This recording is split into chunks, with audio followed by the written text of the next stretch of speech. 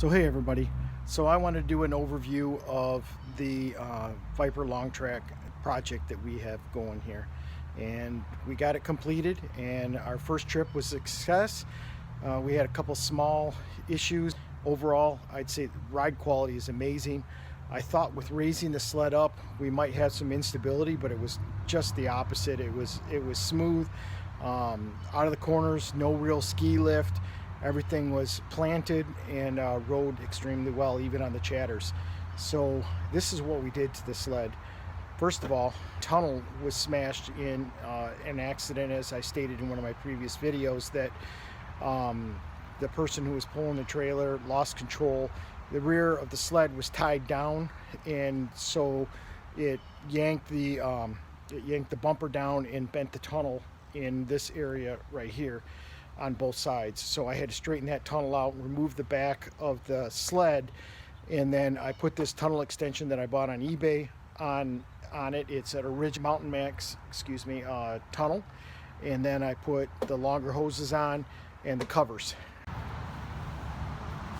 So this sled did not have a full heat exchanger like my 04 Viper. This has just a tube that goes across. So I used a aluminum angle, and then I mounted it up in the tunnel here. Vent tube comes up right there and bleeds out. And then the next thing we did was we went down here and we put 8-tooth drivers. It had 9 tooths, factory drivers. So we put the 8-tooth drivers in there so we could put a taller lug track. As is, we have a 1 3/16 track right now, Cobra track, and that one is working really good. It won't be good for really deep snow, but it's good for the average stuff that we get here in Michigan. We put right here, we put the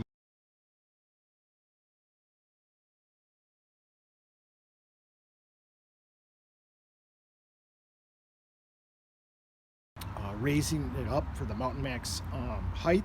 I custom fabbed those brackets, and then I dropped the front part of that suspension, the monoshock, down in proportion to how it originally went from here to here to here.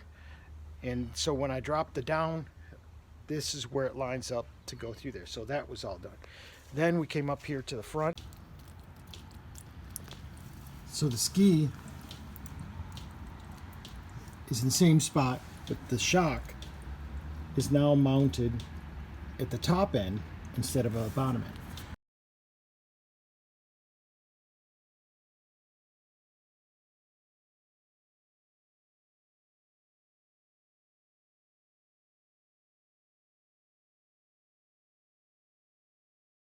That raises the body of the sled up almost 2 inches.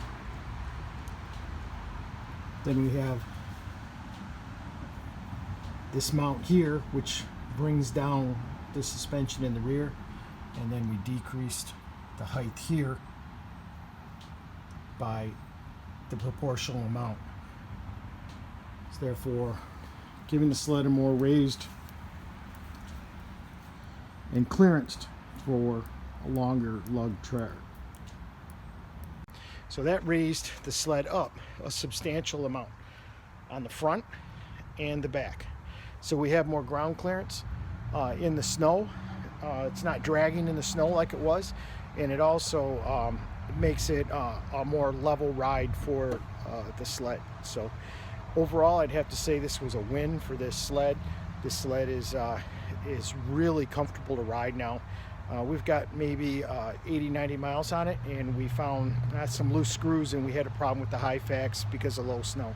So got to put some scratchers on it, and then this sled will be ready to rock for next year.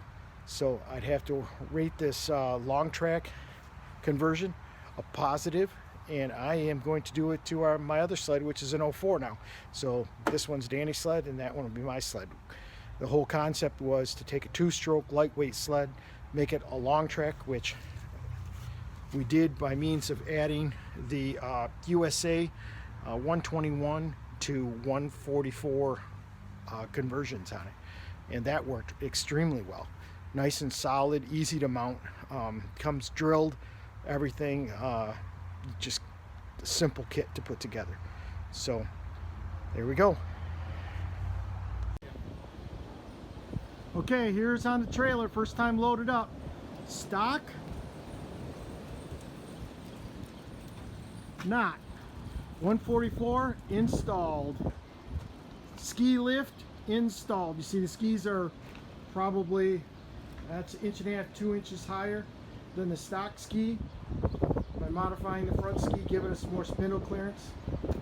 And now we have the track USA installed. It's got the 10-degree rise in the back. She's ready to rock. UP, here we come.